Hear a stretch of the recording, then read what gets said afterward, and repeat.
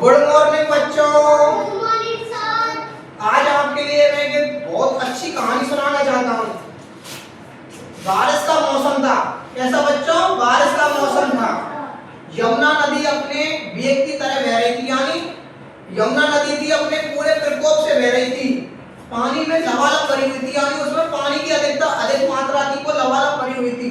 पानी का तेज प्रवाह आवाज उत्पन्न कर रहा था, यानी वो कल कल कल कल कल कल कल कल पानी आवाज कर रहा था, यानी वो वेग से बह रही थी तो पानी उसका क्या कर रहा था? आवाज किस प्रकार? कल कल कल कल कल कल उत्पन्न कर रहा था। बादशाह का महल नदी के साथ ही लगा हुआ था, यानी एक बादशाह राजा हुआ करता था, उसका महल भी नदी के किनारे था।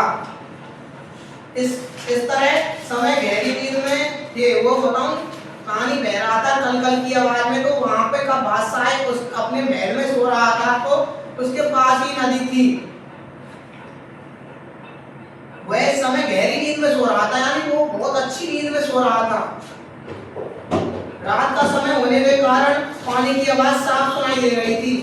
रात का समय था, सुहावना मौसम था, और बताऊं एकांत था, किसी आवाज नहीं आ रही थी, इसलिए नदी की आवाज उनके कानों तक स्पष्ट रूप से पहुंच रही थी।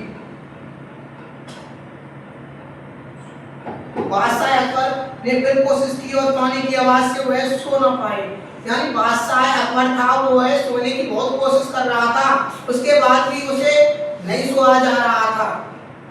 काफी देर करवट बदलने के बाद उसकी नींद न आई। उसने काफी बार अपनी करवट बदली, सोने की कोशिश की, इसके बाद भी उसे नींद नहीं आई। बादशाह अकबर को लगा कि नदी क्यों रो रही है। बादशाह अकबर को लगा कि नदी रो रही है, पर नदी रो नहीं रही थी, उसमें पानी के प्रकोप के कारण वो बह रही थी, कल कल कल कल कल कल। अगले दिन बादशाह ने दरबार में पहुंचने की दरबारी से पूछा। अगले दिन वो बादशाह अकबर अपने दरबार में पहुंचा था। बादशाह अकबर राजा अकबर अपने दरबार में पहुंचा था। उसके बाद उसने अपने दरबारी से पूछा कि नदी क्यों रोती है। उसने क्या पूछा? नदी रोती क्यों है।